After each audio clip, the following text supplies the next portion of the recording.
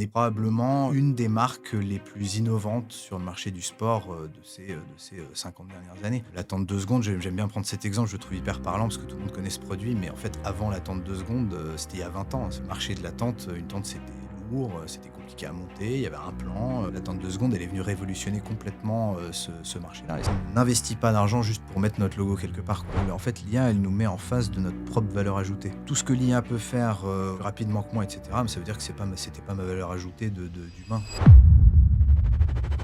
Je pense que le plus gros chiffre, c'est d'accepter, de se dire, en fait, je cherche plus à diffuser hyper large, presque contraint et forcé pour les gens de voir mon message. Je vais plutôt chercher à être le plus pertinent possible pour des toutes petites audiences. Aujourd'hui, il y a 49 magasins en Suisse, sachant qu'on a un rythme d'ouverture qui tourne autour de 10 magasins par an. Donc c'est assez soutenu. Ne pas avoir le premier du podium, c'est pas si important que ça à mes yeux. Ce qui est important, par contre, c'est d'avoir des gens sur qui on peut compter et puis qui vont venir, qui ont vraiment envie de transmettre quelque chose et d'apporter de l'utilité. Dans cet épisode, on a eu la chance d'échanger avec Thomas Desilly, le directeur marketing et communication de Decathlon Suisse, avec qui on a parlé de marketing et de communication, évidemment, mais surtout de comment Decathlon adapte aussi ses messages en Suisse, parce que forcément, on a la Suisse romande, on a la Suisse alémanique, donc deux marchés assez différents. La marque est pas autant connue sur un marché que sur l'autre. Il y a aussi cette volonté de Decathlon de vraiment apporter beaucoup de valeur dans la communication qu'ils font. On a parlé de paid media, on a parlé de création de contenu, on a parlé aussi des difficultés de mesurer les efforts marketing pour une marque comme Decathlon qui autant est dans le retail avec des magasins physiques que dans le e-commerce. Donc les deux ont vraiment un impact assez différent. On a parlé d'IA, on a parlé de beaucoup de choses, de l'évolution du marketing, du futur du marketing, comment Decathlon va évoluer ces prochaines années avec un rythme énorme de nouveaux magasins qui s'ouvrent toutes les années. Donc globalement, une conversation hyper intéressante. On espère qu'elle va vous plaire autant qu'à nous. Bienvenue dans Shift. Salut Thomas. Salut. Merci beaucoup d'être avec nous, ça fait plaisir de t'avoir. Merci de m'avoir invité. Trop cool. On rentre direct dans le vif du sujet. Est-ce que tu peux expliquer un petit peu aujourd'hui ton rôle chez Decathlon en tant que directeur marketing et communication ? Mon rôle, c'est de superviser l'ensemble de ce qui va toucher de près ou de loin à l'image de Decathlon sur le territoire suisse. Donc, de m'assurer que le modèle de Decathlon est compris, que l'identité de Decathlon, elle est connue, qu'elle est comprise, et de superviser tout ce qui va être communication, produit, de marque, voilà, sur le territoire suisse. Et donc, quand on dit Suisse, juste parce qu'en Suisse, il y a toujours ce challenge, on va dire, on parle de toute la Suisse et non pas que de la Suisse romande, etc. Donc, toi, tu t'occupes vraiment de toute la Suisse, donc autant la Toute Suisse la allemande Suisse. que. Bon, après, il y Il y a a les pas Italiens de- aussi, on va pas les mettre de côté, mais il y a. Pas de village d'irréductible, Voilà, toute la Suisse. Tu Mais fais d'ailleurs, vraiment autant le côté suisse-allemand. Ouais, c'est Ouais, hyper absolument. intéressant.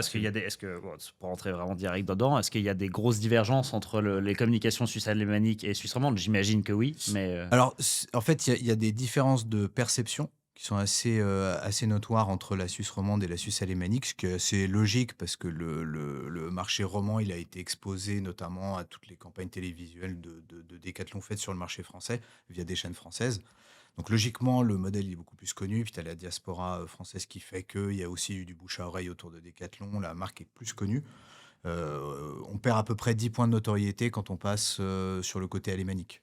Donc, basé là-dessus et basé sur ce constat, logiquement, moi, j'essaye de faire en sorte qu'on soit de plus en plus ambidextre dans les messages et de se dire qu'il y a certains niveaux de détail dans lesquels on peut se permettre d'aller en Suisse romande parce que notre modèle est plus connu, notre identité est plus connue.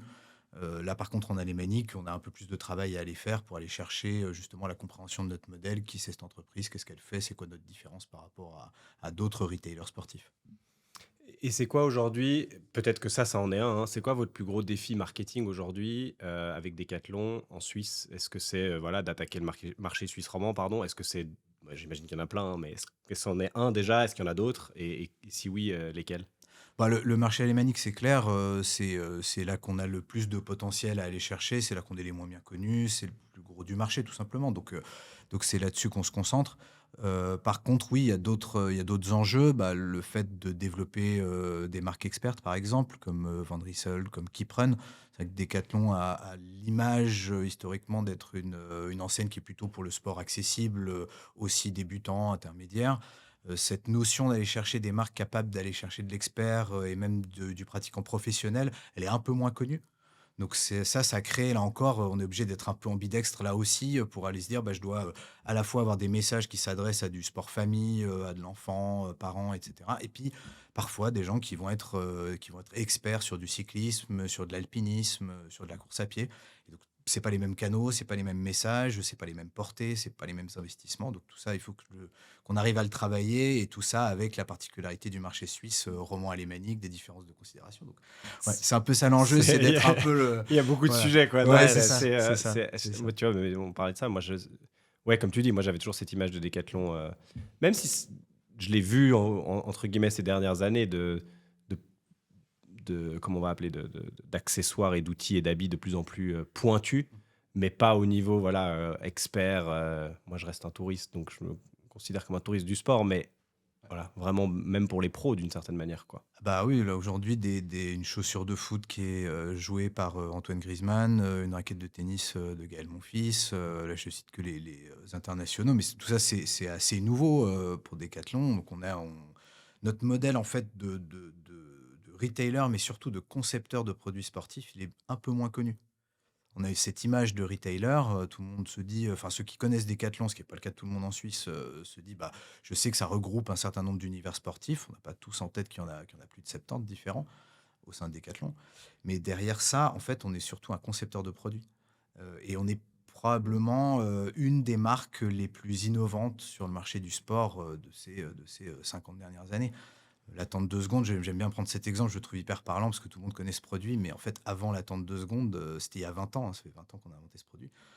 Le marché de l'attente, une tente, c'était lourd, c'était compliqué à monter, il y avait un plan.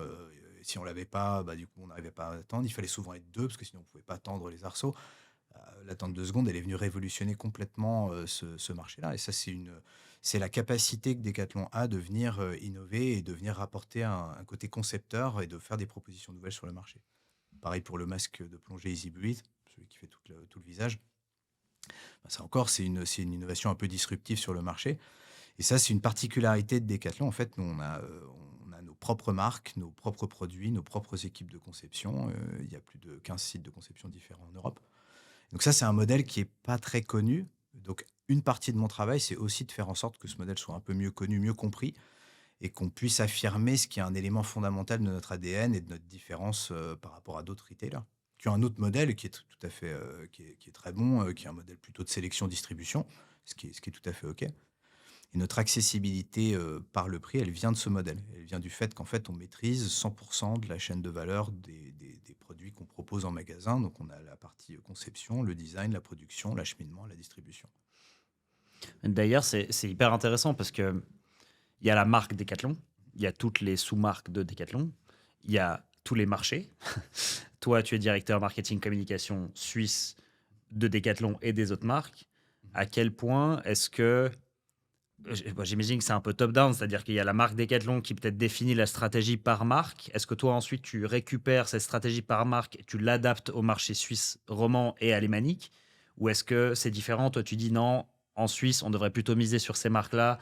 Je sais pas pourquoi, peut-être la plongée, c'est moins intéressant en Suisse, mais par contre, l'alpin, c'est hyper intéressant et du coup, tu mises plus là-dessus. C'est quoi un peu ta liberté, on va dire, dans le scope de l'entièreté de cet écosystème-là? Bah, ce qui est hyper agréable chez Decathlon, c'est qu'ils n'aiment pas du tout le top-down. Ok. Donc ça, moi, quand je suis arrivé chez Decathlon, parce que ça fait pas si longtemps que ça fait depuis 2023 que je suis chez Decathlon. Donc ça, c'est vrai que c'est un truc un peu particulier où il y a une vraie volonté de laisser un pouvoir de décision le plus important possible à tous les collaborateurs. Donc que ce soit quelqu'un qui est chef de rayon, directeur de magasin, directeur pays, il y a vraiment cette volonté-là. Donc moi, j'ai une vraie marge de manœuvre sur les sports qu'on décide de mettre en avant sur le marché suisse. Donc on a une vraie capacité à être à l'écoute du marché, de se dire, bah, en Suisse, il y a certains sports qu'on va mettre en avant, il y en a d'autres qui sont peut-être mis en avant à l'international, mais dont on ne va pas trop parler. Le judo, par exemple. Sur toutes les campagnes de retour, de post-vacances, préparation de rentrée des classes, on a beaucoup de contenu qui est autour du judo, sauf qu'en Suisse, c'est pas un sport qui est particulièrement populaire. Donc on prend d'autres décisions, on va prendre d'autres décisions sur l'assortiment produit. Et puis sur les ambassadeurs aussi, hein, on a commencé à créer notre pôle d'ambassadeurs pour avoir aussi des sportifs professionnels, mais suisses. Par contre, mon modèle de sélection, il est complètement différent de celui de l'international, mais ce qui est logique, hein. Mhm. L'international vont chercher surtout des sportifs qui ont une aura, qui ont un côté performance, qui sont reconnus.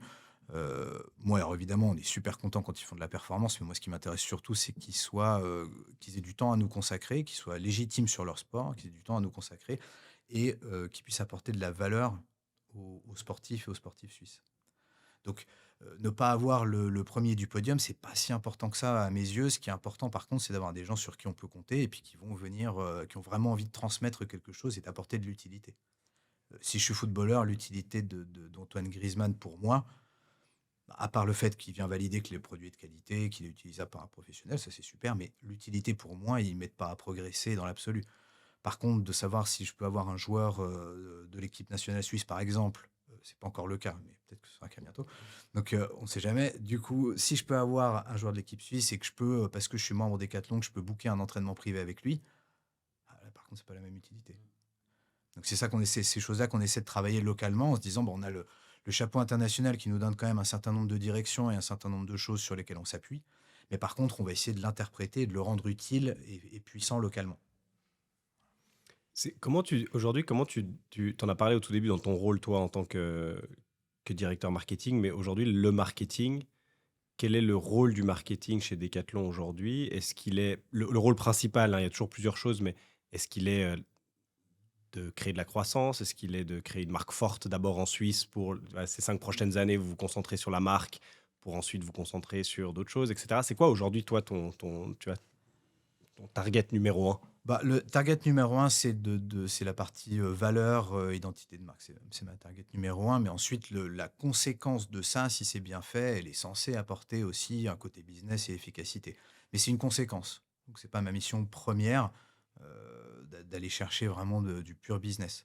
Chez Decathlon, le marketing, il est beaucoup moins important que dans d'autres entreprises dans lesquelles moi j'ai travaillé, où il a une place vraiment prépondérante et où il est initiateur d'à peu près tout ce qui se passe. Chez Decathlon, on est beaucoup plus à l'écoute et en soutien des directions commerciales, des magasins, des besoins. Donc on est beaucoup moins dans une logique beaucoup moins directive et on est beaucoup plus en train d'essayer d'apporter de la valeur. L'équipe web a sa propre équipe acquisition de trafic qui s'occupe de toute cette partie-là de manière always on, indépendamment de ce que moi je vais faire en amenant ponctuellement des campagnes très spécifiques et ciblées. Ça, c'est peut-être, tu peux peut-être donner plus de détails là-dessus sur aujourd'hui comment l'équipe elle est structurée, quel rôle vous avez en interne, quel rôle vous avez potentiellement en externe, etc. À quoi ça ressemble, combien de personnes déjà font Ouais. partie du pôle marketing? Bah, moi, quand j'ai repris ce poste il y a 1 an et demi, du coup, j'ai restructuré un peu l'équipe.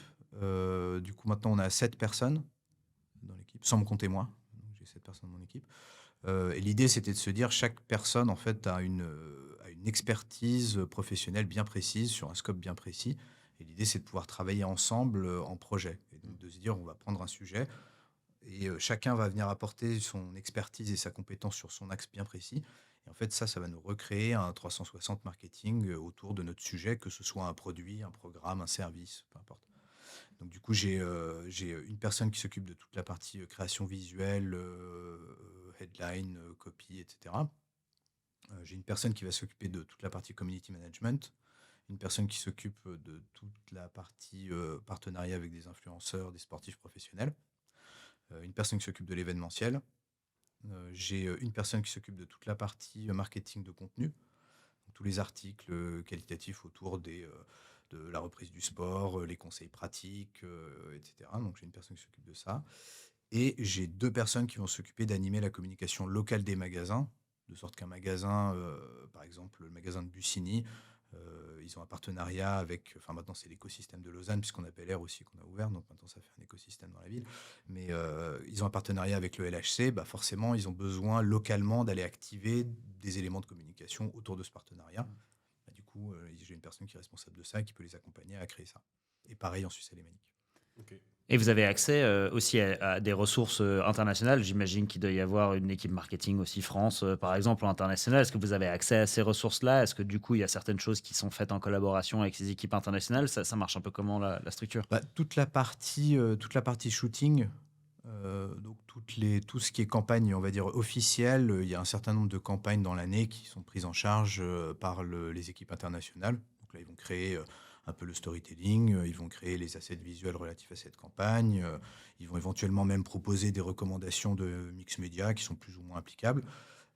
Et ensuite, nous, par contre, en local, on a vraiment un pouvoir de décision. D'ailleurs, c'est ce qu'on fait maintenant systématiquement. On commence par écouter le besoin de la direction commerciale concernée. Donc, si on est sur un sport fitness, on écoute d'abord le besoin localement du directeur commercial fitness. qu'est-ce qu'il attend, c'est quoi les besoins qu'on a, est-ce qu'on a des nouveaux produits, si oui, qu'est-ce qu'ils ont de particulier, est-ce que c'est innovant, est-ce que c'est des produits qui sont un peu moins chers que ce qu'on avait avant, qu'est-ce qu'il y a de particulier, qu'est-ce qu'il attend de cette campagne-là. Et ensuite seulement, on se tourne vers les assets de l'international, on regarde ce qui nous est proposé, est-ce qu'il y a un fit entre le besoin et puis ce qu'on a à notre disposition par l'international, ou est-ce qu'il y a besoin de retravailler quelque chose. Évidemment, côté shooting, on essaie de retravailler le moins possible parce que c'est beaucoup trop coûteux en local d'aller organiser tout un shooting et puis on aura un rendu qui sera sûrement au final moins professionnel que ce que les équipes internationales peuvent créer. Par contre, ce qu'on retravaille volontiers, c'est l'assortiment produit, c'est les claims parfois, pour avoir des choses qui sont un peu plus en lien avec le besoin du business localement. Est-ce qu'il y a des choses qui sont gérées du coup par une équipe, justement une équipe qui est plus peut-être l'équipe France internationale ou autre, typiquement je sais pas moi, gestion, tu parlais de community management, ça c'est une chose que vous avez à l'interne, mais je sais pas, campagne, paid ads, etc. Est-ce que c'est géré peut-être par une agence externe? Est-ce que c'est géré à l'interne par quelqu'un? Est-ce que c'est comment c'est structuré aujourd'hui pour vous? Alors cette année, on a tout internalisé. Quand je suis arrivé, j'ai décidé de plus trop travailler avec des agences Ok. externes. Ok. Ce qui n'a pas forcément été hyper facile pour les équipes en interne, mais parce qu'à ce moment-là, il se trouve que les partenariats qu'on avait, les manières qu'on avait de travailler, en fait, la tendance qu'il y a quand il y a une agence qui formule des recommandations, c'est qu'en fait, à moins que tu aies vraiment des grosses expertises médias, des grosses expertises en interne, personne venait vraiment challenger les propositions de l'agence et donc tu te retrouves à suivre une sorte de mouvement qui est dicté par d'autres et qui est plus forcément connecté justement aux besoins spécifiques locaux. Donc l'idée c'était cette année d'essayer de se dissocier un peu de ça et de se dire en fait on est acteur et on est maître de notre propre message, on connaît nos audiences, on connaît notre produit, on sait les messages qu'on va pouvoir adresser, on doit être capable en interne par notre expertise métier de faire une corrélation entre le canal sur lequel je décide d'aller et le message que je vais diffuser sur ce canal bien précis en lien avec mon objectif. Évidemment que quand je fais du community management sur le même sujet que ce que je vais faire en média, par contre, je ne vais pas l'adresser du tout de la même manière. C'est pas la même chose. On a fait une campagne autour des innovations là, cette année, qui est une campagne suisse qui existe par l'international, qu'on a appelée les Innovation Awards. Donc là, on a un message médiatique qui dit que si on vote, on peut voter pour l'innovation de son choix. On a 8 innovations en lice et puis il y a des cartes cadeaux à gagner, etc. en fonction de si on a voté pour la bonne innovation ou pas, celle qui gagne. Par contre, en community management, c'est pas ça qu'on fait. En community management, on va plutôt mettre en scène des collaborateurs magasins qui sont experts des sports concernés par ces produits innovants et qui vont venir nous présenter les produits. On essaie de le traiter un peu différemment. Sur la partie marketing de contenu dont je parlais tout à l'heure, on va plutôt venir parler, la conception Decathlon, comment ça marche, c'est fait où, comment c'est structuré. On va essayer d'apporter des éléments un peu de marketing de contenu sur le même sujet. Donc c'est ça que j'appelais tout à l'heure créer le 360 marketing autour du sujet. Chaque personne de l'équipe va venir nourrir le sujet en se disant, moi d'un point de vue des partenariats, voilà ce qu'on peut proposer, voilà les personnes ou les athlètes qui sont légitimes à venir donner des précisions sur ce programme ou ce produit ou ce service. D'un point de vue marketing de contenu, voilà ce qu'on peut faire, etc., etc. Et puis à la fin, on se retrouve avec au final un truc qui est relativement riche, avec des canaux différents, des messages qui sont adaptés par canaux, mais tous autour du même sujet. Et pour ça, on n'a pas besoin d'agence. Comment on n'avait pas besoin d'agence. Non, mais pour nous, en plus pour nous, je dirais, c'est particulièrement intéressant. Aujourd'hui, du coup, vous travaillez plus du tout avec des agences, en tout cas en Suisse.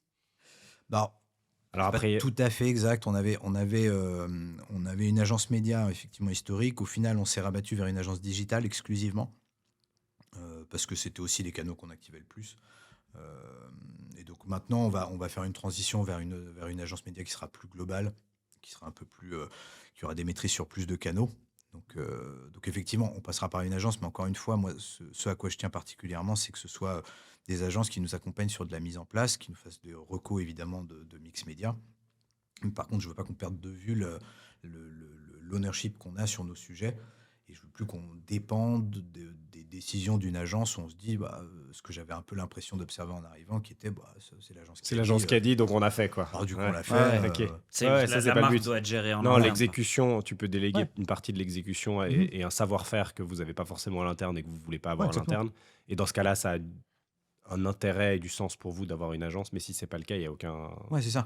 On sait pourquoi on le fait. On n'hésite pas à challenger, à poser des questions quand on a l'impression qu'il y a un truc à creuser ou qu'il y a un truc qui n'est pas clair ou qu'on a... Voilà, On possède nos propres sujets et puis l'agence est là pour nous aider, pour nous accompagner et puis pour répondre à un certain nombre de besoins, qu'on va pouvoir lui transmettre. J'ai une question un peu stratégique qui est sur le split entre le retail et l'e-commerce. Déjà, est-ce qu'aujourd'hui, il y a une priorité pour vous plutôt l'idée, c'est d'amener un maximum de gens en magasin ou est-ce qu'il y a plus le côté e-commerce? C'est peut-être quoi le split des deux? Il y a combien de magasins ouverts aujourd'hui en Suisse? J'essaie de comprendre un peu Aujourd'hui, quelle est la priorité ouais. aussi pour toi.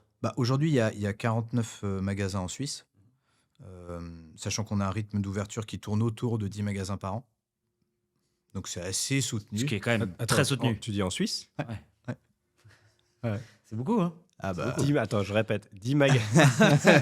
C'est un par mois, quoi, en gros. Ouais, c'est ça, j'allais dire, on va faire simple, allez, pas ouais. ah bah, si seulement c'était un par mois, ce serait un peu plus Non, facile mais pour les équipes. c'est sauf plus que facile. C'est souvent groupé sur des périodes qui sont plus propices Ouais. à ce genre d'exercice. Vous Donc, avez du coup, 10 par à mois. peu près, ouais. Non, par an. 10 Par an, par par an, an. pardon. Ok. Par an, ouais. Non, là, on mais tournerait pas le la coup, ouais. logistique, déjà, d'en ouvrir 10 par an, c'est déjà un sacré challenge. Ouais. Ouais, bah après, il y a différents formats. On a des formats. Le format classique Decathlon, c'est plutôt on appelle ça format de destination. Donc, c'est des modèles à l'extérieur en périphérie urbaine, plutôt. Mhm. Donc, dans des grands centres commerciaux ou des zones commerciales. Donc, magasin de destination, ça veut dire je m'y rends pour une raison, quoi. Je passe pas là entre le moment où je sors de chez moi et le moment où j'arrive au travail. J'y passe pas par hasard. J'y suis allé parce que j'avais une intention d'achat, chez Decathlon ou pas, parce qu'il y a souvent d'autres magasins dans ce. Donc, Blandonnay, par exemple, c'est plutôt un magasin de destination à Genève. Mais parce qu'il y a aussi les Decathlon City maintenant. Voilà. Et le deuxième modèle de magasin, c'est plutôt un magasin de centre-ville, donc avec des formats plus petits, Ouais. mais qui vont être des formats un peu plus de proximité. Et là, par contre, eux qui sont sur le parcours de vie. Donc, c'est un magasin potentiellement où je passe à côté, pas très loin, quand je sors de chez moi et que je vais au travail, ou quand j'en reviens, ou quand je vais boire un verre en ville, etc. Donc ça, c'est un format qui est un peu plus nouveau, qu'on a commencé à développer. Ça fait 2021, je crois que c'était le premier, à Berne City, c'était le premier. Et puis qu'on continue à développer. Puis visiblement, c'est un format en tout cas qui séduit beaucoup, ce qui est assez logique. Il y a du sens de demander à un client d'aller en périphérie urbaine pour acheter un canoë-kayak. Pour acheter une lampe frontale, c'est quand même dommage d'obliger à prendre les transports en commun, se rendre en périphérie, et puis ça prend 1 heure aller-retour. Alors qu'en centre-ville, il y en a pour 2 minutes. Au contraire, là, j'ai plutôt besoin d'accessibilité. J'y vais en bus ou à pied, et c'est quand même beaucoup plus pratique. Pareil pour certains services. Si j'ai besoin de changer une chambre à air, c'est quand même dommage de devoir prendre la voiture et aller jusqu'en périphérie urbaine. C'est quand même hyper pratique d'être en centre-ville. Mhm. Et pour répondre à la question, le split en Suisse, c'est 25% d'e-commerce et le reste en retail traditionnel. Sachant que la proportion mondiale, c'est à peu près de cet ordre-là, c'est un peu moins, c'est 20% d'e-commerce mondialement. Donc nous, en fait, on a des objectifs de croissance sur les deux canaux, donc que ce soit en retail ou en e-commerce. Après, là où il faut qu'on fasse un peu attention, c'est que je trouve que faut pas qu'on ait trop d'intention d'entreprise là-dedans. En fait, un client, souvent, il va commander de temps en temps en e-commerce. Des fois, il va commander en ligne, mais il se le fait livrer en magasin parce que c'est un vélo et parce qu'il a envie qu'on le lui règle, ce qui est normal. À l'inverse, de temps en temps, il va en magasin, mais par contre, il aimerait bien qu'on lui livre chez lui parce qu'il n'a pas envie de le trimballer sur tous les transports en commun avant de rentrer chez lui. Donc, faut pas qu'on soit trop directif, je trouve, dans cette approche de se dire on veut telle croissance sur l'e-commerce ou en retail. C'est de l'omnicanal. Donc, on essaie d'avoir une approche qui est globale avec des solutions et de trouver notre utilité en centre-ville. Et être utile en centre-ville, c'est pas la même chose que d'être utile en périphérie urbaine. C'est pas la même chose non plus d'être utile sur une station de montagne. C'est pas la même chose que d'être utile en ligne. Il faut qu'on trouve notre Et utilité comment tu là-dedans. manages justement la communication parmi tous ces... Ça revient un peu à mes questions du début. Plusieurs marchés, plusieurs marques, plusieurs villes. Puis maintenant, tu m'expliques qu'il y a aussi plusieurs types de magasins. Donc ça rajoute encore de la complexité dans tout ça. Je trouvais intéressant ton approche. Tu as parlé beaucoup de création de contenu, de marques, de branding, de sponsoring, d'influenceurs. Assez peu de performance pure en mode voilà, on investit tant, on a tel CPA, on veut tel. Voilà. Donc il y a une dimension un peu plus floue, entre guillemets. Comment est-ce que vous gérez ça aussi dans votre stratégie de com? Tu vois, encore une fois, cette complexité supplémentaire d'avoir différents styles de magasins. Bah, après, la complexité du type de magasin, on la retrouve vraiment dans de la communication locale. Ce qu'on essaie de faire de plus en plus, c'est de considérer non plus des magasins, mais plutôt des écosystèmes. Se dire, sur Genève, on a 4 magasins aujourd'hui, même chose sur Zurich.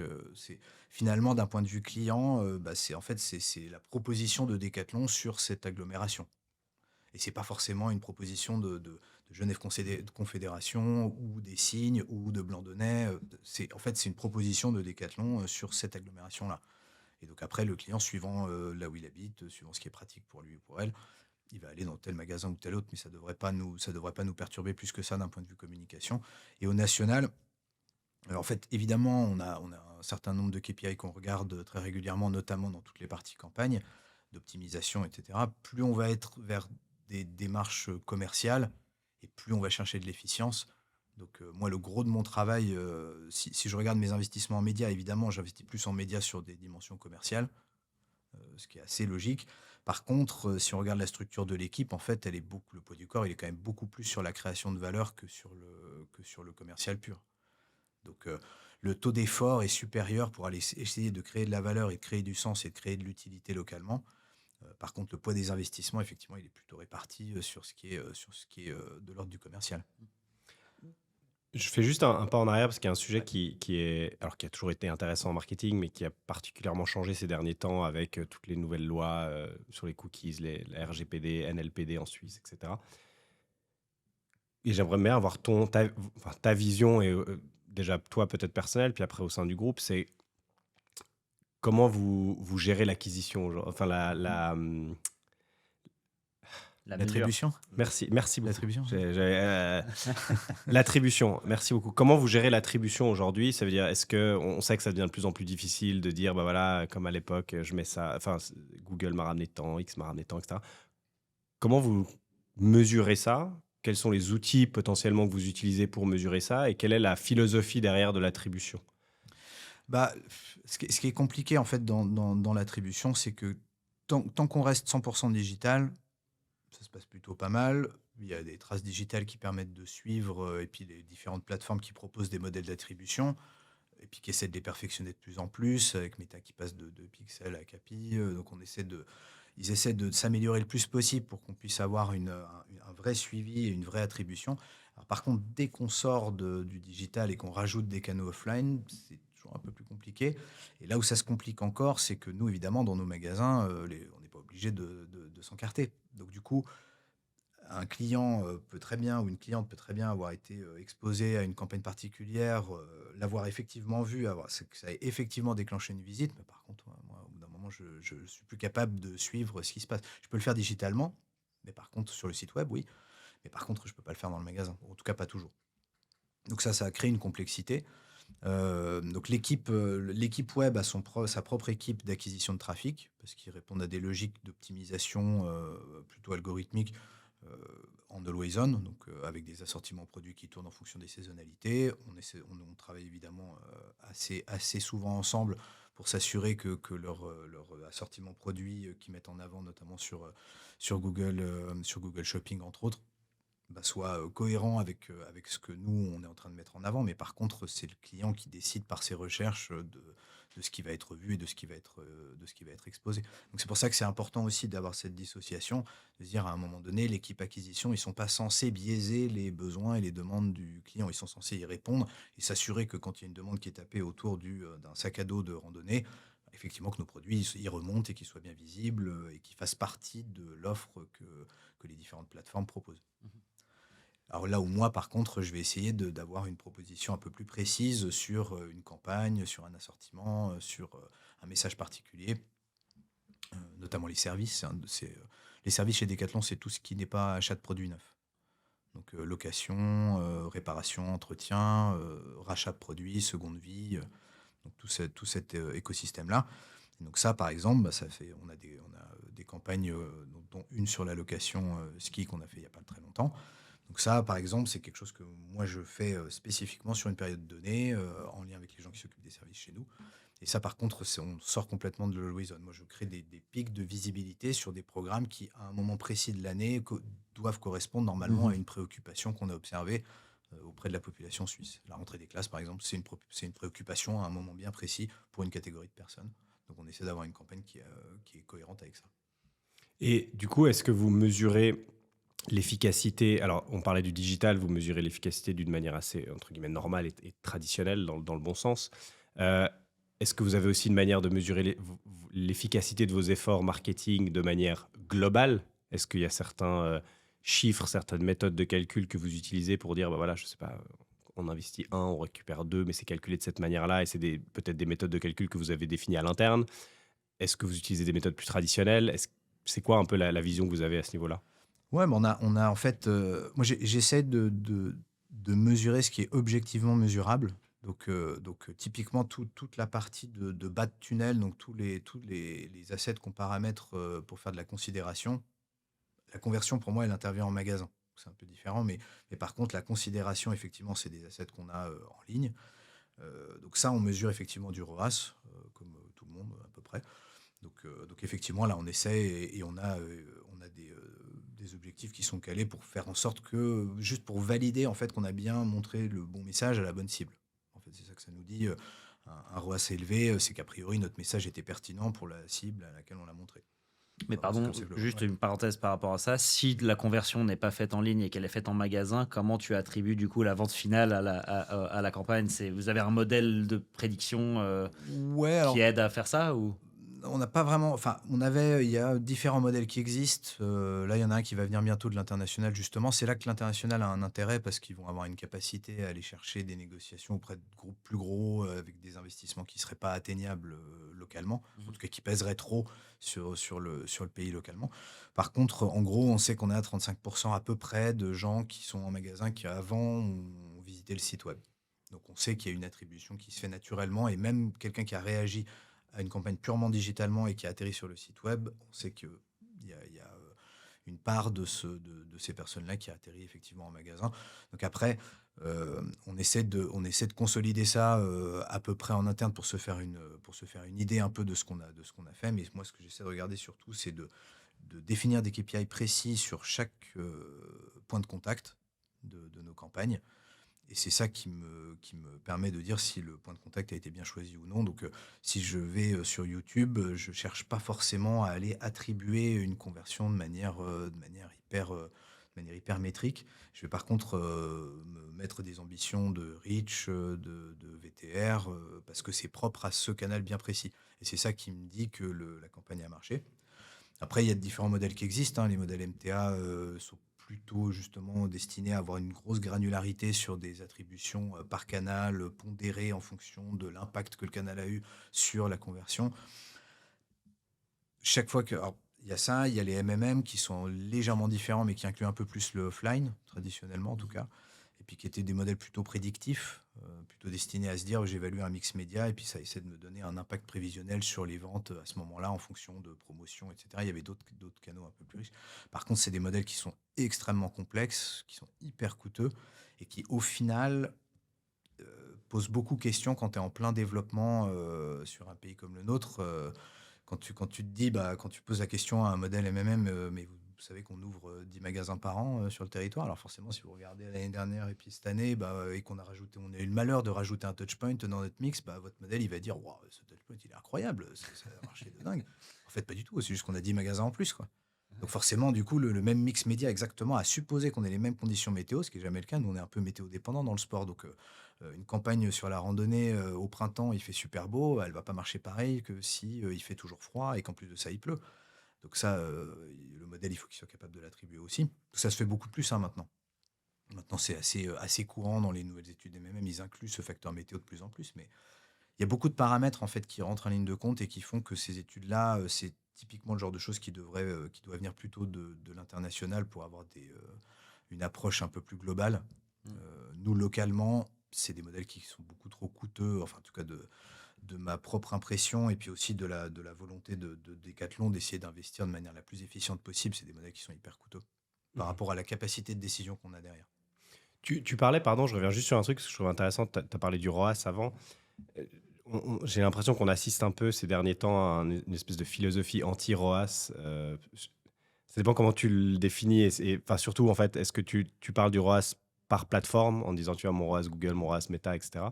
Ou est-ce que tu parles du ROAS global? Parce que je pense que c'est ça aussi qui a potentiellement un impact dans ce que je vais te demander. Mais en fait, c'est de dire, la manière de calculer en disant, mon ROAS Google, tu vois, j'ai fait mes campagnes Meta pour dire, mon ROAS c'est de X, 3, 4, peu importe.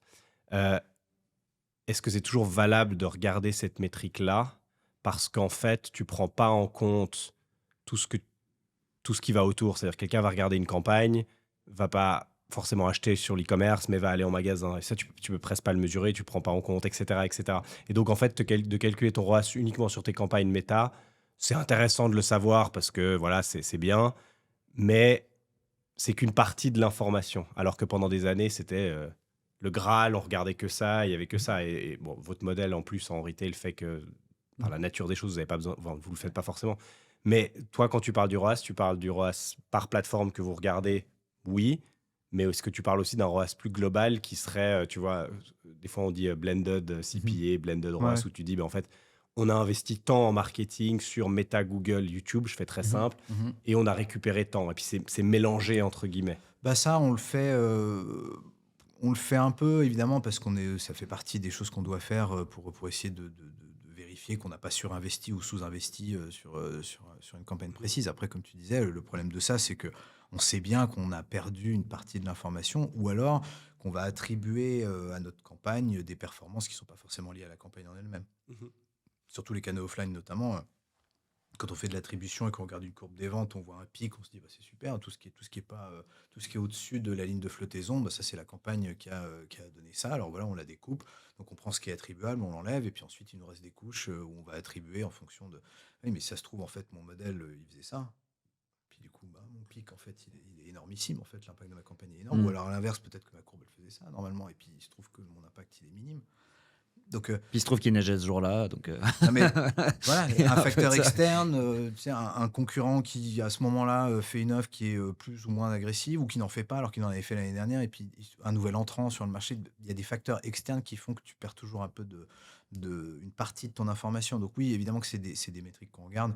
Par contre, on essaie de pas en faire un dogme absolu, de se dire oh là là, si on n'est pas capable de faire une attribution, c'est quoi moi, j'aime bien faire ce genre d'exercice, de se dire, bah, si je mets une enseigne Decathlon à l'extérieur d'un centre commercial, versus si j'en mets pas, comment je quantifie l'impact de ça? Je le mesure comment? J'ai aucun moyen de C'est faire ça. super dur, ouais. J'ai aucun moyen de faire ça. Le seul moyen que j'aurais de faire ça, c'est d'enlever l'enseigne, de regarder le trafic, De la ensuite remettre. de revenir dans le temps, parce il faudrait pas que du coup les gens aient l'habitude d'être venus, sinon c'est trop tard. Il faut que je revienne dans le temps, ensuite que j'enlève, que je reprenne exactement les mêmes conditions météo, les mêmes personnes, et que j'essaie d'évaluer. À un moment donné, il y a aussi une partie de bon sens. Et comme je disais, de mesurer ce qui est mesurable. Quand on a fait cet exercice, hein, même sur du DOH, ça se fait. Hein, tu as différentes entreprises qui te proposent de faire des mesures d'attribution de trafic, déjà, sans parler de conversion, mais de trafic magasin.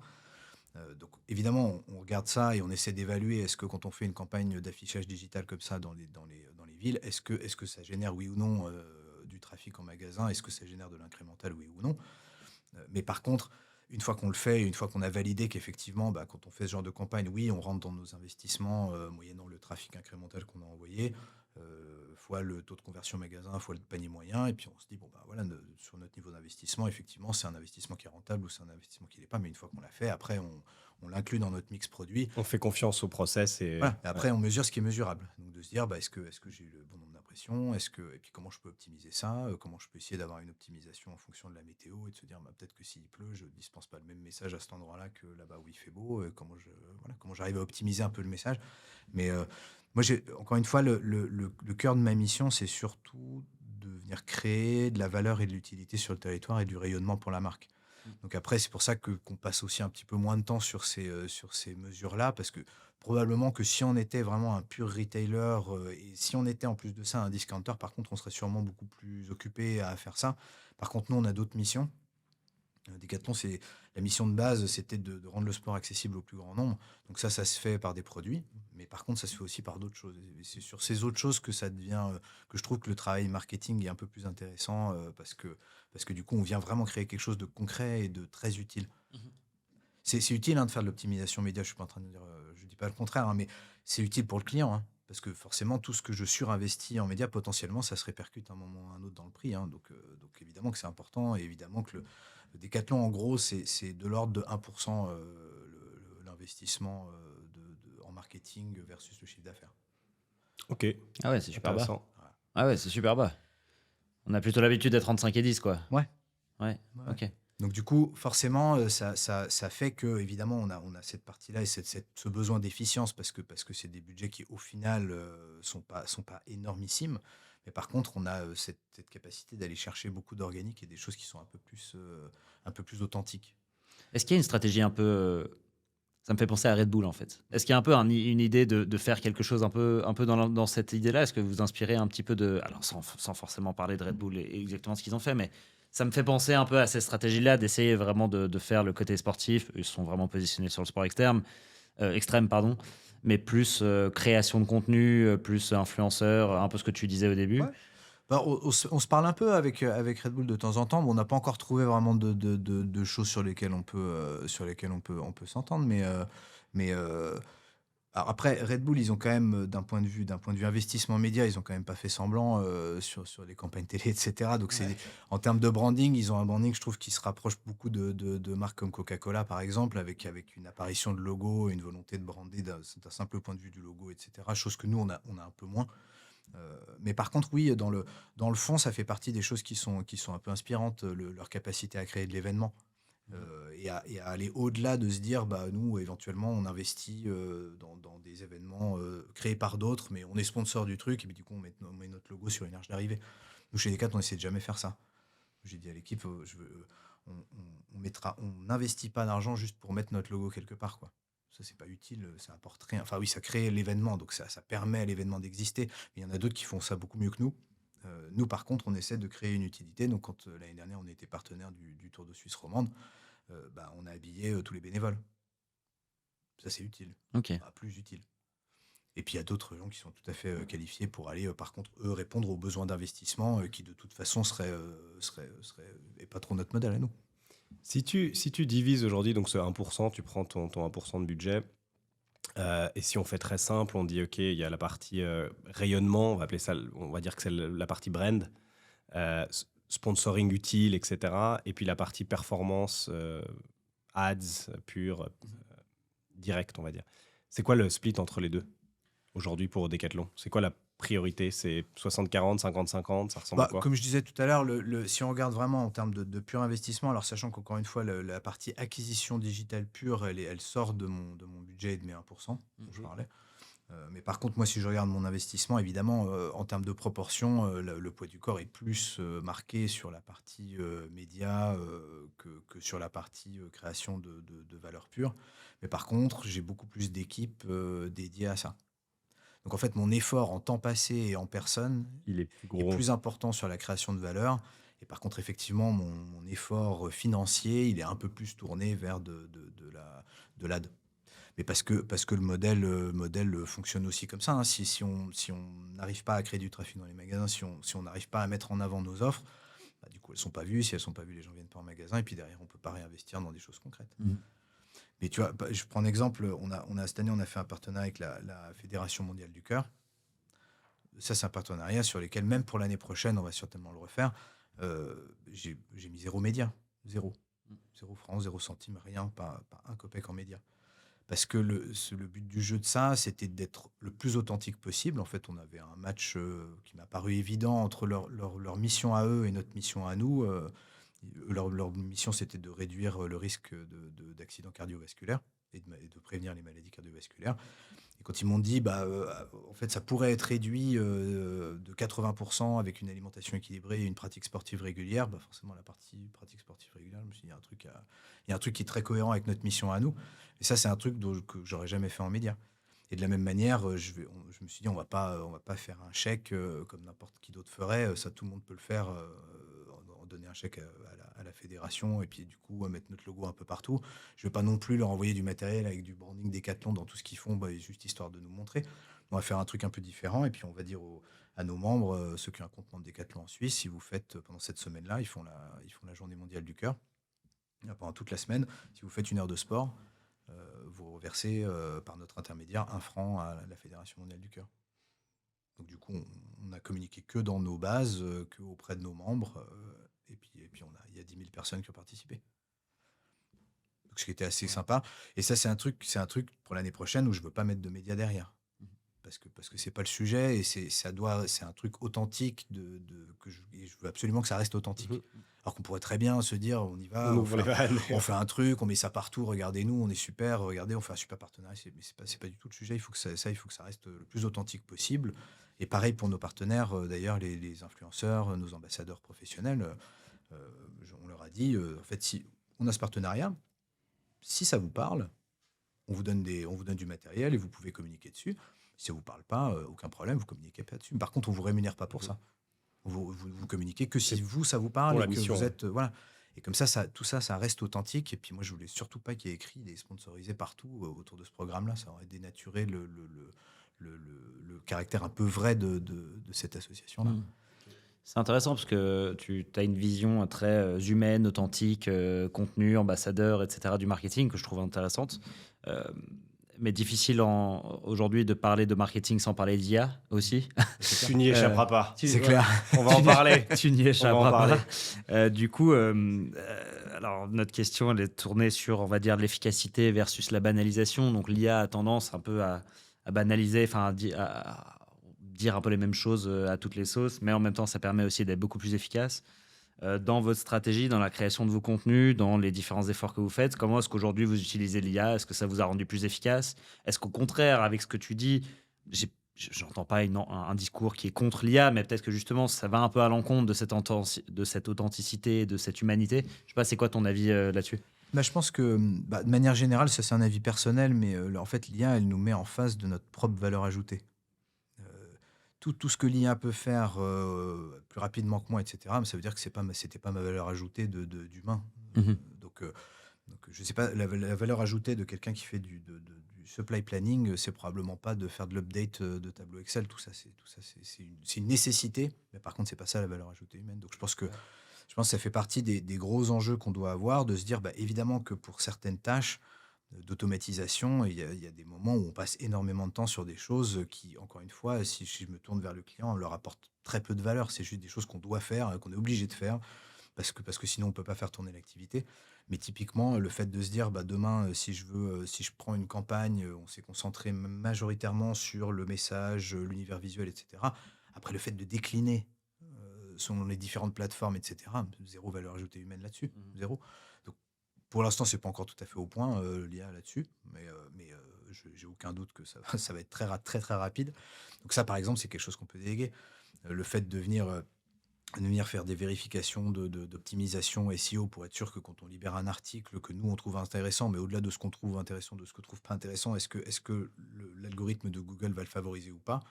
Ben ça, c'est des choses qu'on peut automatiser. La valeur ajoutée humaine, elle n'est pas là-dedans. Elle est plutôt dans le est-ce qu'on a répondu à la bonne question et est-ce qu'on a apporté la bonne réponse. Après, est-ce que c'est optimisé SEO ou pas? Ça, c'est des choses qu'on peut déléguer. Mm. Donc je pense que c'est comme ça. Enfin, en tout cas, moi, c'est comme ça que je le vois dans un premier temps.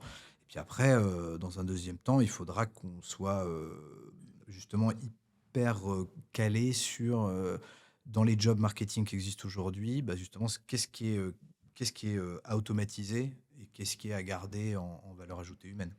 Tu as déjà une idée de ça? Tu as déjà des pistes d'idées de ce qui va être gardé sur le côté humain et ce qui va être gardé sur le côté technologique? Et où va l'avenir? Est-ce qu'on va plutôt vers le technologique ou est-ce qu'on va plutôt vers l'humain? Bah, c'est une bonne question. En fait, il y a tellement de voies possibles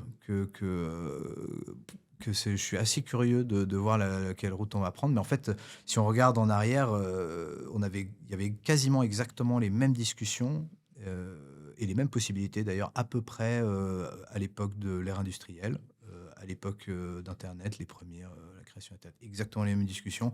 Ah, qu'est-ce qui va se passer? Bah, du coup, on a des chaînes de montage qui vont être automatisées. Bah, du coup, qu'est-ce qui se passe pour les ouvriers? Comment ça va faire? Exactement les mêmes discussions. Qu'est-ce qui va rester de ces postes? Qu'est-ce qu'on va faire? Donc, je pense que ça va suivre le même cours. Il y a que deux options possibles. Soit on va être capable, parce qu'on aura automatisé un certain nombre de tâches, on va pouvoir travailler beaucoup moins longtemps. Donc, on n'aura plus besoin de faire des journées de 8 heures pour arriver au même résultat. Mais on va être plutôt décisionnaire et on va essayer de se concentrer sur est-ce que j'ai identifié les bonnes problématiques, est-ce qu'on apporte la bonne réponse, et à faire beaucoup de marketing un peu plus expérientiel versus ce dont on parlait tout à l'heure, de l'optimisation média. j'ai pas de doute sur le fait qu'une IA est quand même hyper plus capable qu'un humain de venir faire de l'optimisation pure média, de mieux comprendre les algorithmes que nous, et d'arriver à gérer des investissements de manière ultra fine et ultra granulaire, ce qui prendrait des mois, sur des campagnes qui durent malheureusement que 2 3 semaines. Donc, donc du coup, j'ai pas de doute sur le fait que cette partie-là, elle va forcément être de plus en plus déléguée à dire. Mais par contre, est-ce que c'était ça la valeur ajoutée d'un média planner? Je sais pas, hein. Moi, je suis pas sûr. Je pense que justement, la valeur ajoutée du média planner, c'était plutôt d'identifier les bons canaux en se disant, bah, en fonction des messages, tiens, bah, il y a tel canal qu'on exploite d'habitude, ça peut être intéressant. Et après, le fait d'optimiser l'investissement, ça pour moi, c'est automatisable. Donc je pense que c'est un peu comme ça que je le vois. Qu'est-ce qui était la valeur ajoutée humaine? Pareil sur de la création graphique, comme je disais, le fait d'aller décliner, de se dire bah, maintenant que j'ai mon message et que j'ai mon master et qu'il est en 16/9, bah, comment je fais pour le mettre en format carré? Ça, Peu de valeur. bah oui. Nous, on parlait des ouvertures magasins, 10 ouvertures de magasins par an, tu peux pas à chaque fois réinventer un concept d'ouverture systématiquement. Ça va beaucoup trop vite et c'est trop lourd. Donc nous, ça n'a rien à voir avec l'IA, mais c'est la même logique, je trouve. On a charté l'identité visuelle, charté les messages, de sorte qu'on ne les réinvente pas à chaque fois. Et par contre, nous, on passe du temps sur où est-ce qu'on va afficher ce message, qu'est-ce qu'on va pouvoir créer comme communauté dans ce secteur-là. Et résultat, ben, on a créé les premiers social runs de Decathlon en Suisse. On a commencé, il y avait 30 personnes à Zurich, et puis il y en avait plus d'une centaine dans les derniers. Mais ça a créé ça parce qu'on a libéré du temps pour pouvoir se concentrer sur ce qui était vraiment intéressant, à savoir c'est quoi qualitativement, qu'est-ce qu'on propose comme expérience et comment est-ce qu'on peut aller un peu plus loin que juste de se dire, hey, on ouvre la semaine prochaine.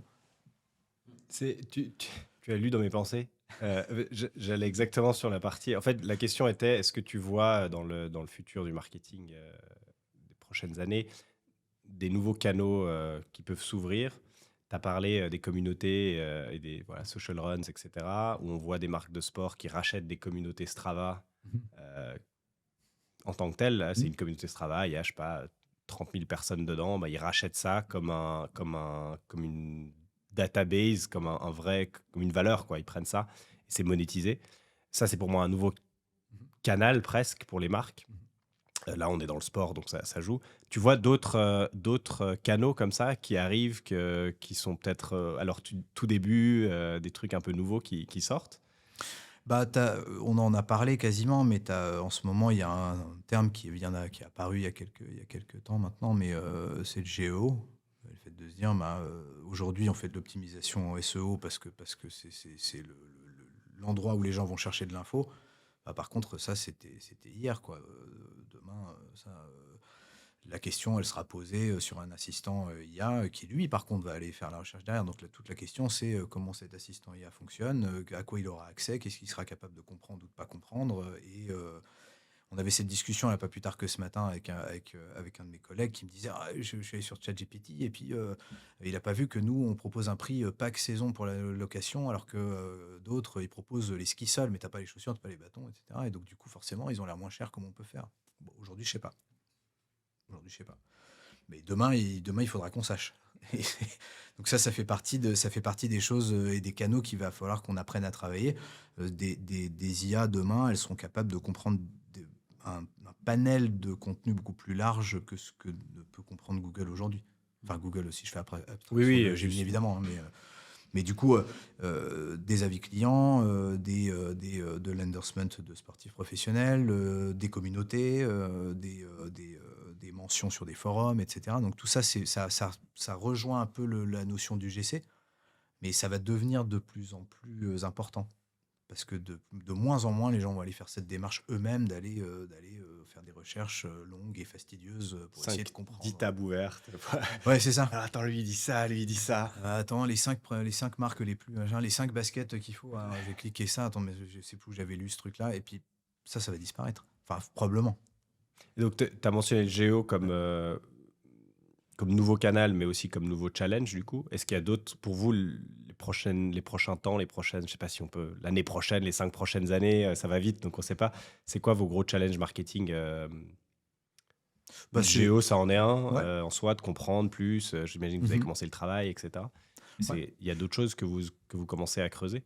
Bah, ça, après sur le marché suisse spécifiquement, on a des problématiques vraiment particulières, de notoriété, de compréhension du modèle, comme je le disais. Donc ça, c'est des choses sur lesquelles c'est un fil rouge de travail parce que c'est des choses qui prennent Ouais. beaucoup de temps, avant d'être installées, même en Suisse romande, hein, parfois, j'ai discuté quelque temps avec quelqu'un qui est dans le même club de boxe, que moi et puis, je lui disais que je travaillais chez Decathlon. Il me dit: «Ah ouais, d'accord, ouais, je connais bien Decat». Il me dit: «Vous vendez Quechua?» Un tout petit Mais peu. non. Seulement un petit peu. Alors, c'est-à-dire que si nous, on le vend pas, Je vois pas qui c'est qui va le rendre. a priori, je sais pas où tu l'as acheté, mais incroyable comme question. donc du coup, tu vois, je connais l'enseigne, oui, mais par contre, comprendre ce qu'il y a derrière, ce qu'on Le fait, le modèle, il est modèle, pas. voilà. Ah Donc ouais, c'est dingue. Après, il y a même des niveaux, tu vois. Quechua, moi, je t'aurais dit, ok, ça va, je suis au courant. Mais tu vas me dire d'autres marques, peut-être que je suis pas au courant, tu vois. Et mais il même y a des un niveau décathloniens, même hein. à l'intérieur où, Ouais, ouais. tu vois, où tu te dis, bah, attends, non, mais Voilà, ça, c'est pas Décathlon, tu vois. là, ça s'est Ah, bah, si, ah, rationalisé, ok. mais ouais, ouais. Parce que moi, ça me paraît logique, Quechua, parce que voilà, ben, je connais, etc. Mais je pense qu'il y en a même d'autres où je suis pas forcément au courant. Et Ah tu as bah, oui, oui, une profondeur aussi dans la compréhension du modèle. ouais, ouais, bah, Orox, Ah, moi, non. c'est la marque de Justement. hockey, ouais. Non, mais je Mais pense qu'il y en a. Et pourtant, donc il y ça en veut a. pas dire que c'est exact. Non, mais en fait, Il y en a pour tous les sports. Enfin, c'est quasiment une marque par il sport. y en avait plus d'une centaine, Ouais. et ça a été rationalisé justement à cause de ça, parce qu'à un moment donné, tu te crées des sous-ramifications au sein du sport, avec une marque pour le badminton, une marque pour le padel, une marque pour le tennis, une marque pour... Puis au bout d'un moment, ça devient hyper Sport de indigeste. raquette. Voilà. Au bout Voilà. d'un moment, on rationalise un peu tout ça, on rend Ouais. ça un peu cohérent, et puis on est aussi un peu plus costaud et on est un peu plus logique, en termes d'efficacité, quoi, tout simplement. Donc, ouais, ouais. Et sur le côté marketeur, là on voit une grosse évolution sur l'IA, on traverse un gros changement dans le marketing et même dans la façon de faire du marketing. Selon toi, c'est quoi les skills du marketeur en 2030 qu'il faut avoir? Bah, je pense que c'est, cette vision un peu à 360 de comment est-ce que les gens demain vont faire des recherches produits, comment est-ce qu'ils vont s'informer, où est-ce qu'ils vont s'informer. C'est déjà un peu le cas aujourd'hui, hein, mais c'est juste que ça va se transformer, considérablement. Donc je sais pas si les skills de fond vont changer, mais par contre la manière de les appliquer va changer quand même radicalement. Donc, comme je disais, la logique de se reposer, tu parlais de racheter des communautés Strava, etc. Moi, je suis pas sûr du côté pérenne de ce modèle-là, parce qu'au bout d'un moment, les gens ils commencent à avoir compris un peu la méthode, de ce truc-là qui est un peu artificiel, peut-être. Tu vois. Donc, la quête d'authenticité, je pense qu'elle va devenir d'autant plus importante que les gens vont être d'autant moins occupés à aller faire des recherches eux-mêmes. Et donc, à un moment donné, si la marque, elle est en fait pas plébiscitée par les gens qui l'utilisent, au-delà de ceux qui aimeraient bien communiquer dessus, mais de ceux qui l'utilisent, ça va être compliqué d'être référencé et d'être visible ce qu'on appellerait aujourd'hui un moteur de recherche, mais sur un agent IA, qui lui, par contre, va essayer d'aller regarder, bah, qu'est-ce qui est bien noté, qu'est-ce qui est plébiscité sur les courses, c'est quoi le logo que je suis capable de reconnaître sur telle chaussure, ou sur tel vélo, ou sur tel... Donc je pense que c'est un peu ça, il va falloir comprendre ça, comprendre, comme je disais tout à l'heure, dans les jobs, qui aujourd'hui existent en marketing, qui existent, toujours demain, mais par contre, ils vont changer. Comme je disais, d'être capable de déterminer qu'est-ce que je décide d'automatiser, sur quoi on concentre de l'investissement pour pouvoir automatiser, versus qu'est-ce qu'on garde en valeur ajoutée, pure, humaine. Ça va être, c'est une skill qui est un peu nouvelle. On se posait pas tellement la question il y a une dizaine d'années, enfin un peu moins. Et aujourd'hui, on va devoir se la poser, et demain, on va devoir se la poser encore plus. Est-ce que tu penses qu'on revient à des fondamentaux parce qu'on voit aussi du coup avec l'automatisation, on revient presque à du marketing entre guillemets traditionnel qu'on voyait avant l'apparition d'Internet et des algorithmes, quoi. Ouais, je pense qu'à un moment donné, tout le monde, fait un peu ce qu'on fait nous tous. On cherche une parole qui est crédible. Donc, à un moment donné, la parole médiatique, elle était crédible, et puis la multiplication de cette parole l'a rendue un peu moins crédible. Donc, il y a eu des intermédiaires, comme les influenceurs, par exemple, et qui sont encore, pour beaucoup, crédibles, mais pour certains d'entre eux, qui le sont un peu moins, par la multiplication des placements produits, etc., qui font qu'ils sont de moins en moins crédibles pour certains. Et je pense que c'est une tendance, où on cherche de la crédibilité. Donc plus l'optimisation média va être, automatisable, plus les messages vont être automatisés, et moins ça va être crédible. Et donc, je pense que naturellement, on va tous, faire la même chose, aller chercher ce qui est crédible. Et ce qui est crédible, au bout d'un moment, c'est peut-être plus la parole de mon voisin, qui utilise ce matériel-là, que même un agent IA, dans 5 ans. Ouais, c'est pas intéressant. Et question qui nous intéresse particulièrement en tant qu'agence de performance, on fait quand même pas mal de paid ads. C'est quoi, selon toi, l'avenir du domaine je sais pas, à 5 ans, tu vois, déjà, entre guillemets, moyen terme. Après, ça dépend. 5 ans, ça peut être très long terme en ce moment, mais c'est quoi un peu ton hypothèse ou ta vision sur la partie achat média, paid ads, si on met tout dans le même panier? Bah, je pense que d'abord la qualité des modèles d'attribution dont on parlait tout à l'heure. Aujourd'hui entre MTA et MMM, on a 2 types de modèles différents. Bah, je pense pas que ça va, rester comme ça longtemps. Je pense que l'un va évoluer dans la direction de l'autre et inversement jusqu'à ce que les 2 modèles se rejoignent et puis qu'on n'en ait plus qu'un seul. Donc je pense que ça c'est, heu, c'est un des enjeux. Et je pense qu'ensuite la notion de, comme je disais tout à l'heure, de recommandation, au-delà de l'optimisation, média, mais de se dire: «Est-ce que, en fonction des messages particuliers, comment je crée une connexion entre le message que je diffuse à un endroit bien précis?» Donc j'ai un thème de campagne, et une identité visuelle qui est reconnaissable, évidemment, sur les différents canaux. Mais par contre, les messages, on va devoir les faire varier de plus en plus pour aller, apporter un message pertinent en fonction de ce que les gens attendent sur cet endroit bien précis. Et ça, c'est un truc qu'on a tendance, quand on n'y passe pas assez de temps, justement parce que on n'a pas assez automatisé certaines autres tâches qui en ont pris plus. Et du coup, on va pas assez loin dans le geste de se dire, bah, au bout d'un moment, sur un compte Instagram, je fais pas les mêmes choses, sur YouTube, je fais pas la même chose non plus. Bien sûr qu'il faut une identité visuelle reconnaissable, mais par contre, c'est peut-être pas tout à fait les mêmes messages, c'est peut-être pas les mêmes temps de Mm. parole. Sur YouTube, à moins qu'on me démontre le contraire, mais on est quand même plutôt sur une envie de divertissement. Donc, il n'y a aucune raison à partir du moment où, au lieu d'essayer de forcer un message impérativement à une audience qui n'a pas forcément envie de le voir, bah, peut-être que si j'essaye de trouver quelque chose de divertissant, je vais peut-être répondre à un besoin. Et ça peut tout à fait servir ma campagne. Moi, ça m'est déjà arrivé, comme beaucoup, de voir de jolies images de montagne.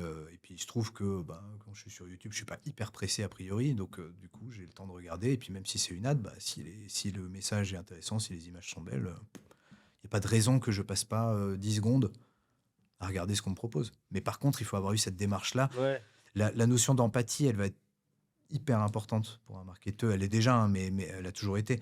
Mais elle va être encore plus importante parce qu'il faudra être capable de bien anticiper qu'est-ce que mon audience attend à cet endroit bien précis. Elle est en quête de quoi et comment est-ce que moi je peux arriver en ayant un message qui est le plus fluide possible dans cette. Dans ce moment T, Ouais, ouais. voilà, exactement. C'est hyper intéressant parce que l'automatisation, du coup, de par le dégagement de temps, permet plus de personnalisation par plateforme. C'est ça, en gros, que tu dis. Mhm. Hein. Donc, on peut passer plus de temps sur le Clair. fond Ouais. que sur la forme. Quoi. Ouais, mais ça, tu vois, c'est un truc que l'IA va pouvoir faire de manière bien plus efficace que n'importe quelle troupe d'individus. Le fait d'être capable de prendre un certain nombre de données précises sur des clients et de se dire, bah, en fait, ce message-là, je vais pas l'adresser à cette personne-là, à cet horaire-là, parce que c'est pas le moment. Mais ça prendrait des heures Mais et des heures ouais, d'aller aussi moi, loin dans la. exact. Moi, c'est un peu l'hypothèse que je me fais. Je sais pas si j'ai raison, on verra, mais on parle toujours d'efficacité quand on parle d'IA. On dit, ah, on va gagner en efficacité, on va être plus efficace, on va aller plus vite, etc. Et je pense qu'il y a une partie dont on en parle, mais j'ai l'impression que ça prend pas la même force. C'est la partie personnalisation. Mhm. En fait, oui, tu vas gagner en efficacité, mais en fait, c'est ok.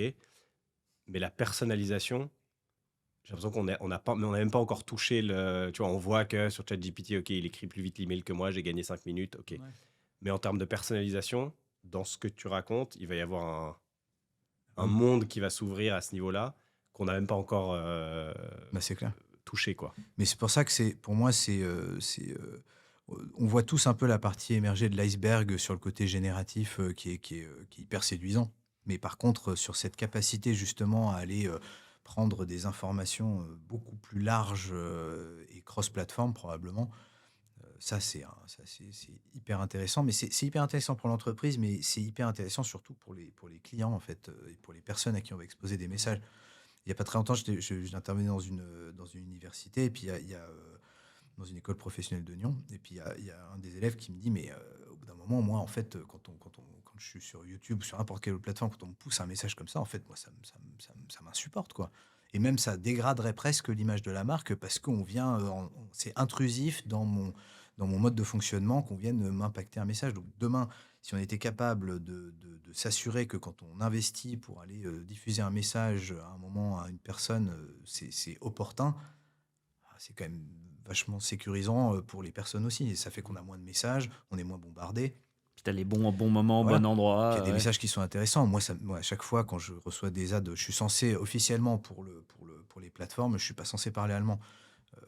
Mais par contre, quand je suis targeté sur mon compte Instagram et qu'on me balance un message en allemand, je me dis mais pourquoi enfin, moi, ma langue maternelle c'est le français, d'accord, je parle allemand, mais il y a aucune indication sur mes comptes qui pourrait laisser penser que je parle allemand. Donc ça, c'est juste du mauvais targeting. Mhm. Donc, c'est juste qu'on m'a balancé le mauvais message. Pareil quand on me fait des pubs pour les couches pour bébé. Moi, j'ai pas d'enfant. Je veux dire, vous pouvez dépenser autant d'argent que vous voulez. A Allez, priori, achète des couches. sauf s'il m'arrive vas un en truc, acheter, oui. s'il m'arrive un truc vraiment dramatique, mais sinon, il y a quand même très peu de chances que j'ai acheté des couches, quoi. Donc ça sert à rien, c'est de l'argent perdu. Ouais. Perdu.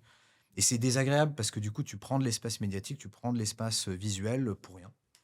Et donc c'est... Et ça crée de la frustration aussi. Ah oui.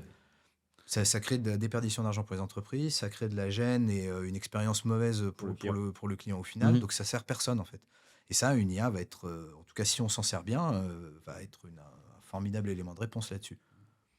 Oui, il y avait ce truc, mais je sais pas si c'est moi qui l'ai, j'ai pas dû l'imaginer, mais tu sais, je me disais, mais un jour tu marcheras dans la rue, ton téléphone, enfin s'il y a ton téléphone, entre guillemets, tu l'auras toujours avec, même si c'est peut-être plus un téléphone dans quelques années, mais tu vois, tu passes devant une affiche dans la rue, l'affiche, elle devrait changer en fonction de la personne qui marche devant.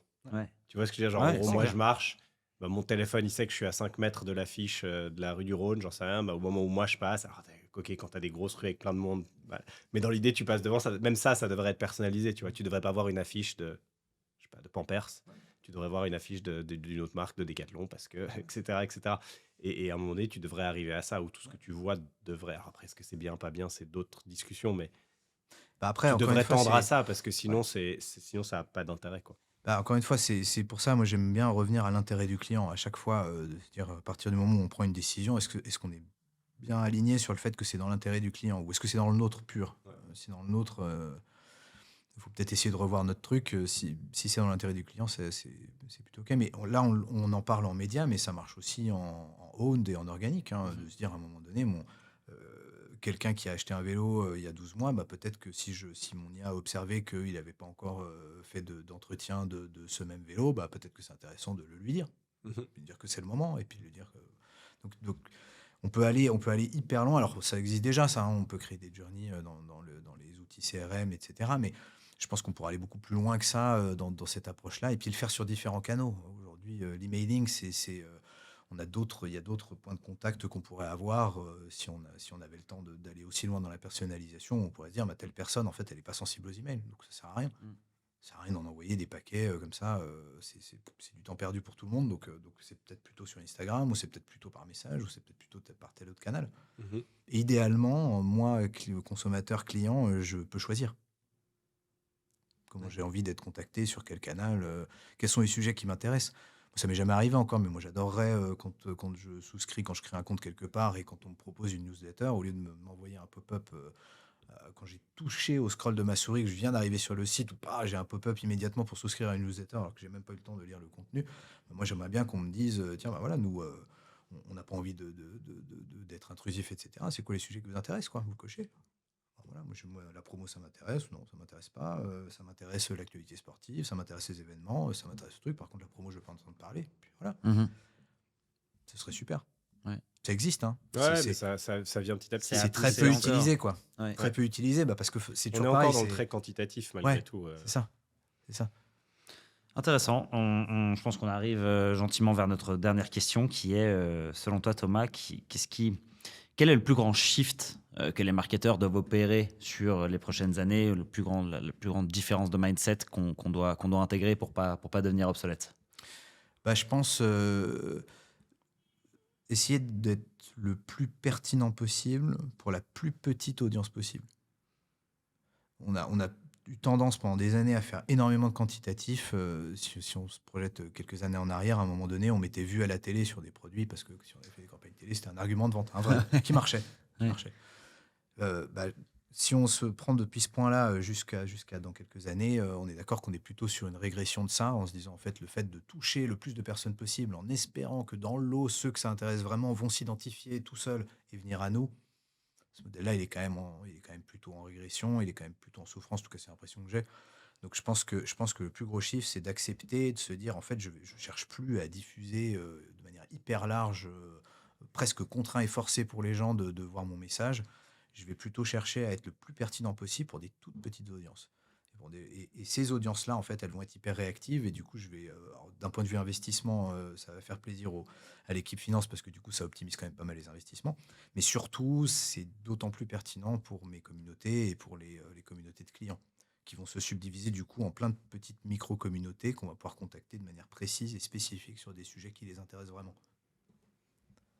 Mais ça veut dire, ça, c'est un shift mental. Ça veut dire qu'il faut C'est une oublier. autre manière de faire aussi, ouais, Ouais, exact. ça veut dire qu'il faut plus espérer arriver en réunion et dire bon bah super, là on a touché 5 millions de personnes sur une population de 10 millions, donc c'est super, on a touché 50% de la population et puis tout le monde Oh. applaudit quoi. Ça Non, mais marche c'est pas. marrant parce qu'on en parle souvent, nous, même sur la visibilité des publications LinkedIn, par exemple. On a tendance à se dire, ah merde, ce post LinkedIn, il a fait que X nombre de vues, alors que ce post-là, il en a fait Y. Puis en fait, on en parle souvent, on en a parlé aussi avec un ami, en fait, on s'en fout. Pour autant que t'as meilleur temps d'avoir moins de vues, mais que ces vues-là soient vers les bonnes personnes, que d'en avoir beaucoup, mais que ce soit plein de personnes dont tu t'en fous. Donc il y a cette question de qualité qui est vachement Tu vois, le intéressante. prochain meeting, tu vas bonjour. Alors, ce mois-ci, on a touché Jean-Michel, Christine et Hervé. Bravo, ouais, on a touché que 3, mais c'était Mais ils ont parfait. tous acheté. Mais ils ont tous Ils ont acheté, tous c'était acheté. parfait. Exact. Ouais, mais non, mais les taux d'engagement typiquement, on commence à regarder beaucoup plus les taux Ouais. d'engagement. En fait, même dans les personnes qu'on recrute comme ambassadeurs, etc. En fait, on observe beaucoup les taux d'engagement au-delà de leur portée. Hein. Tu t'aperçois quand même de la limite des portées. Quelqu'un qui a des portées fantastiques, mais par contre, bon, alors déjà, il y en a la moitié qui sont aux États-Unis, l'autre moitié qui sont en France voisine, l'autre moitié qui sont à tel autre endroit. Donc finalement, sur ton territoire suisse, c'est pas hyper profitable. En fait, ils n'ont pas une audience qui va te permettre d'avoir beaucoup de portée. Mais par contre, en plus de ça, quand tu as des taux d'engagement qui sont hyper faibles, en fait, c'est des communautés qui sont pas du tout activables.